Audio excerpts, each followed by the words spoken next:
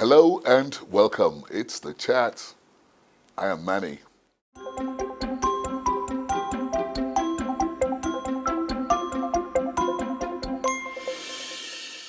My guest on the program is somebody whose qualities I admire so much. He's a lawyer, he's a human rights activist, he's a defender of people's rights. He's rugged, he's dogged. But most of all, he is one of the arrowheads of the 1993 elections, considered in Nigeria as the fairest and freest. In a moment.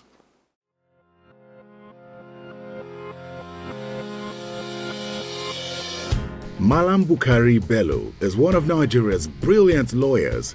He's an advocate and human rights activist who has left indelible prints in the country's public sector. He was born in Birnin Kebbi on the 28th of December 1956 and attended Tunuwada Primary School at the same location. He thereafter got admitted into the Federal College Ilorin and later into a preliminary school at Ahmadu Bello University, where he studied English, literature, history and political science with the likes of Sanusi Lamido, the current emir of Kano State. Although he was not initially interested in law and wanted to study history instead, however, he performed excellently, combining his study with the several liberal groups he joined. In 1983, he graduated with honors. After his law school, he taught workers at various locations and had his first public job in Sokoto State, serving as a registrar at the judiciary. For a man who was not interested in law, he brilliantly rose to the position of an assistant director of public prosecution, winning several cases. In 1989, Bello was appointed as the assistant chief legal officer with the National Electoral Commission of Nigeria in Lagos, and later became the commission's director of legal services.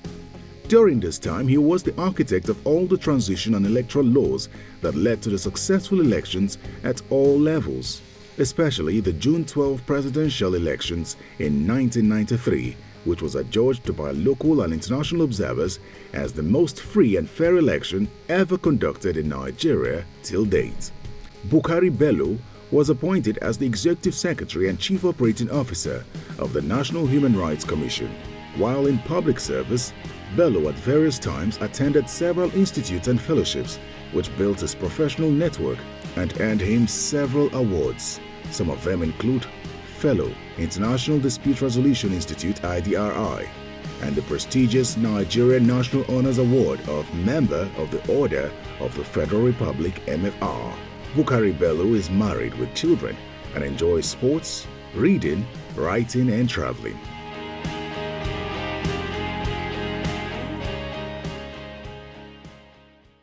Welcome to the program. Yes, and did you see yourself becoming a lawyer, or was it just a decision you made at the last moment? No. I saw myself as becoming a lawyer because my father was a judge of the then, what do you call them that time? The native courts. And it's not area courts as we call them now. They are called native courts at that time. My father was a judge. So I grew up in a family of judges. His brothers and cousins were judges. So it was natural for me to study law. Once you wanted to become the governor of Kebbi State. Yeah. And it didn't happen. Why? Is it because the elections were not conducted the way you wanted them to be? Well, you know, the Nigerian politics, how it is. I really wanted to offer my services to the people of Kebbi State and Nigeria too. And I think the best way to start was to go home and contest for that position. But, you know, we have a big problem in Nigeria, not in all parties when it comes to internal democracy of parties. Internal democracy is a very important thing because that's what ensures that the one the people want is the one that is presented for election. But where you have an election that limits is to a handful of people who are called delegates, who can be controlled by money bags, then you have a problem there. And that's what the problem we have now, even now. There's been a lot of problems of people going to for nominations for primaries, and because there's no internal democracy, other people are imposed. And they still go to court for all these pre-election petitions that go on and on forever. It is on record here that you have traveled around every state in Nigeria. I did. Everywhere. 36 states? That's 6 states. Not only the capitals, even the villages. What were you looking for? I have a lot of friends. I have friends everywhere. Seriously? Seriously. Everywhere I have friends. So it wasn't about politics at the time? No. Politics is just later, after I retired from service, which I started in 2013. If you were, the president of a country like Nigeria, what are the 3 most important things you would tackle first? Poverty. Poverty, yes. Yeah, that's one of the greatest problems that we have in this country, because it breeds ignorance. A lot of ignorance. People don't know things, and they can be But Nigeria has manipulated. always had a history of poverty. Yeah, anyway. but we What have makes to it eradicate different? it. We have to eradicate it, or at least you have to minimize the poverty. That's poverty. I mean, and other countries quite all right, but Nigeria's own, you have to really, because of the population also. Poverty is my number 1. Number 2 is So how would you go about eliminating poverty or reducing poverty? so that you make policies that will empower people to take care of themselves. You use the resources you have to also empower other people, like in agriculture, in trade, industries, so that people can really find meaningful employments to take care of themselves, not to give them handouts or anything like that, but let the people themselves give them the ways and means of realizing their ambition. Okay, that's number 1. So what would be number 2 for you? Corruption. Corruption is one of the greatest violations of human rights anywhere in the world, because corruption breeds. That's why you got hospitals, you don't have drugs, you don't have equipment. It's all corruption, because government might have actually budgeted for this, but some people will go and buy something that is not up to standard, or they may not even buy it at all. And not only there, or even when you talk of education, money is being budgeted for books, for classrooms. They are done substandard, or they are not done at all. Many instances of things where that happen is because of corruption. You find that Nigeria now has the highest maternal mortality rate. It has been like that since, I think, in the 90s, because of this issue of lack of primary health care. It's just primary health care. We're not even asking for specialists, hospitals whereby you do this cardiology and all that. Just basic primary health care. We lack it in Nigeria. And that is a big problem. And it is caused by corruption. Okay, so you're coming to the 3rd one now, the 3rd most important. Then what will that be? Lack of unity. You see, because this country, Nigeria, is very diverse. Is that the same as tribalism? Well, I don't want to call it tribalism, because there are so many things in terms of lack of unity. It could be tribalism, it could be religious differences, it could be other things, or even linguistic differences. You see, with our diversity, we are supposed to be among the best countries. Because if you look at all big countries, great countries, they built it because of their diversity. Diversity is an asset. Unfortunately, Nigeria is a liability. And I don't know, I really find it difficult, because I was brought up in a very liberal society with my friends from everywhere in this country since when I was in primary school. I really don't understand these differences.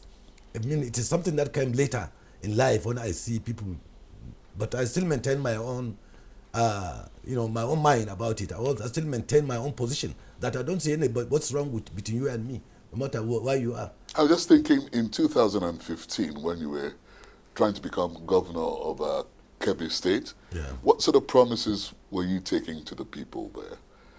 Promises for their welfare and their security. That's the most, because the paramount purpose of government is the welfare and security of the people. When you give people security and you take care of their welfare, definitely they'll be very productive. Definitely you will achieve a lot of things. Some people have thought, for many reasons, that there are too many states in this country. Perhaps we should prune down the number of states that could not sustain, economic viability on their own. And do you think Kebbi State is one of them? No, tell me, how many states in Nigeria are viable? How many? Well, don't ask me. I'm asking. No, yeah, because I look at Nigeria and I see what they do, how many states are viable in Nigeria. There are not many. There are very few. You see, but this was done during the military regime. States were created mainly to assuage the fears of the minorities. So they created states so that people who felt that they are dominated by other, what they call major tribes, can also have a space for themselves. That was why it was created. Whether it is right or not, I don't know. But for me, I would prefer we had maintained our regions as they were before.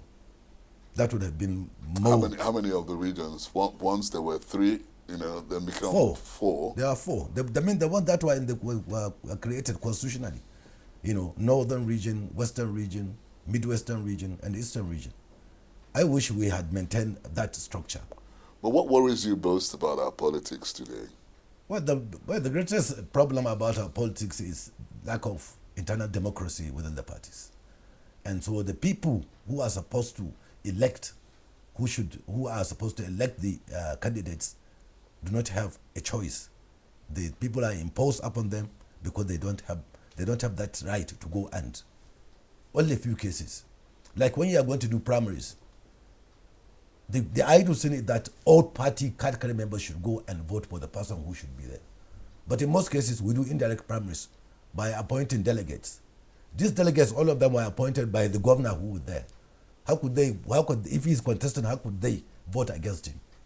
So from the beginning, it was not a fair contest. Anyway, you understand? Or they will say, okay, come and do primaries by delegates.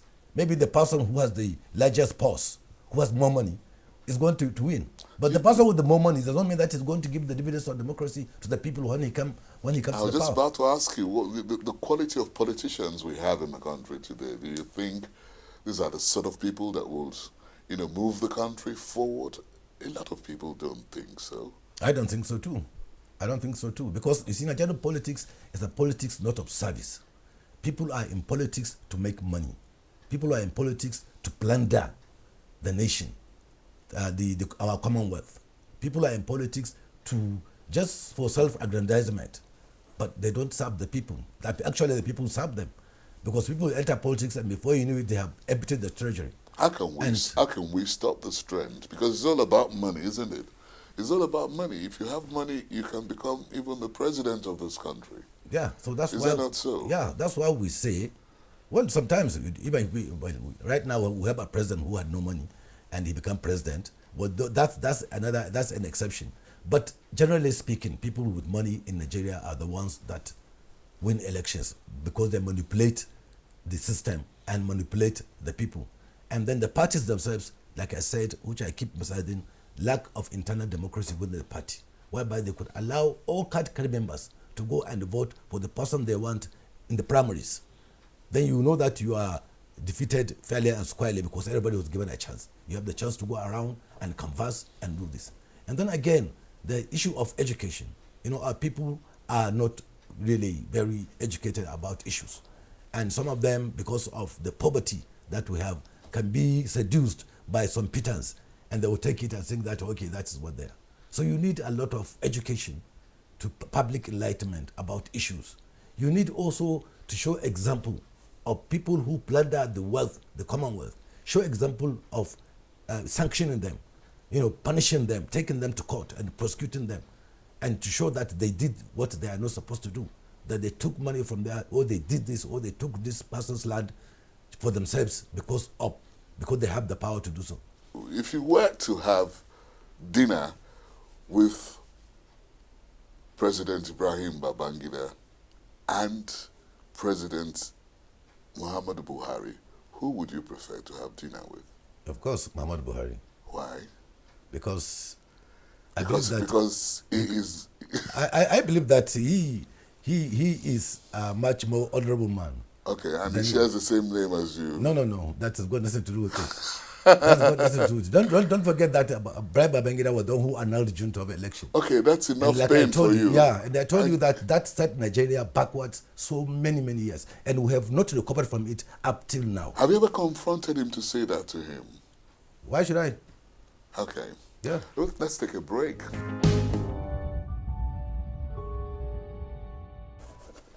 Well, there you go. Yeah. So read out the question.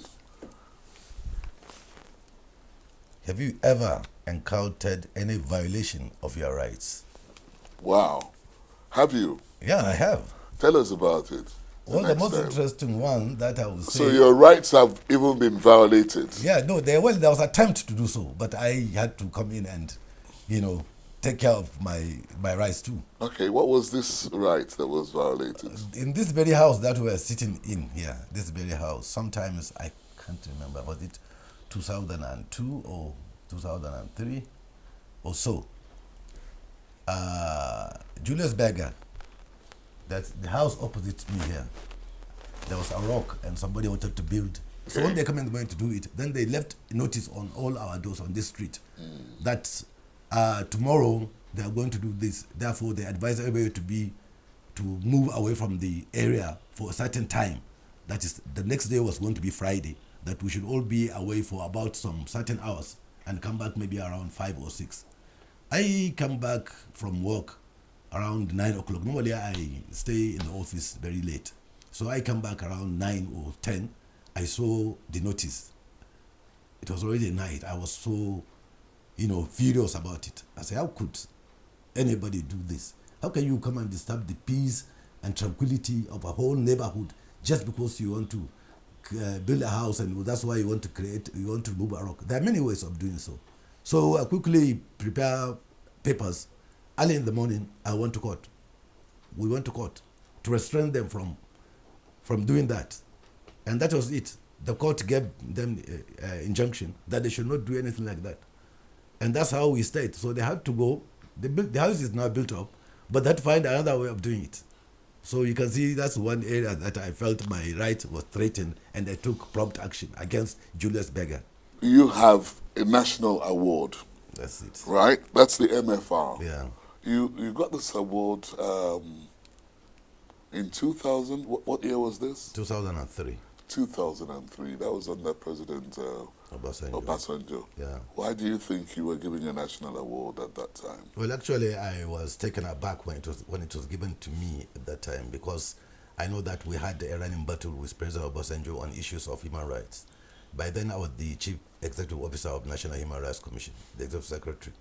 So when it was announced that... So he didn't like out, you, so to speak? No, I'm not saying that. What I'm saying that, as the Chief Executive of Human Rights Commission, you have to come in conflict with government. Yes. If you are doing your job, you must come in conflict with government, with the police, with the army, with government policies themselves, which you criticize. And I know from one of the attorneys general who served that time, that the president was not happy with the way I was going about some of the things that I was doing. So Did you care? No, I never cared, because if you are cozy with government, then you're not doing your job. No, so it tells me that I'm doing what I'm doing is right. Right. You worked while in government with 5 attorney generals, is that consecutively and successively, right? You worked as special assistant to 5 attorney generals. That's a record. Yeah, it is a What record. kept you in there for that long? That's my area, actually. So that's one of the finest times I had was in Federal Ministry of Justice. And at the moment I came, the then Attorney General said he wants me to be his one of his special assistants. So I was. Then the next one came, Onaguro came. I continued with him. He left. Abamuche came. I don't know Abamuche from Adam. I don't know Onaguro from Adam. They say, Bello, you should continue doing this job. But that obviously was because of your legal background, isn't it? Or did you have any special thing that you brought to the table? You can't be special assistant to Attorney General unless you have legal background. You are chairman of the board of the Federal Road Safety. What does that mean to you? Well, in terms of challenge, in terms of, appreciation, in terms of, career. Well, the chairman of the board is a political appointment, given it's not a permanent job. It is a temporary kind of thing. You are not the chief executive of the Federal Road Safety Commission. You are just chairman of the board. The board guides on policy decisions and policies of the board. And it's a challenge, quite all right, like any other job. But, people look at Nigeria, unfortunately, look at road safety just like law, just like the law enforcement aspect of it. But it's actually a human rights issue. If you had your way, what sort of changes would you like to effect? Well, the changes that we're actually effecting changes. Right now, there's a bill before the president that we have, submitted for amendment to some of these laws. Issues of public enlightenment, issues of sanctions, issues of powers of the law enforcement agencies, especially, it is more so of a public enlightenment unit to educate the public. We do not want to insist on the punishment aspect. I mean, we should look at the public enlightenment, because they say prevention is cure. On your road to becoming 70, what are your plans? I'm very far from 70, but I've just started. So my plans is to serve Nigeria in whatever capacity, and they serve humanity. That's what I like doing most. Would you like to be president of Nigeria? Of course, why not? One day, if I get the chance, I will do so. You would have made enough money then, wouldn't you? Who knows? Maybe that time there would be no money. Buhari didn't have money when he became president. Okay. So things can happen. So what are you going to rely on then? I rely on the goodwill of the people and the trust they have on me to deliver dividends of democracy.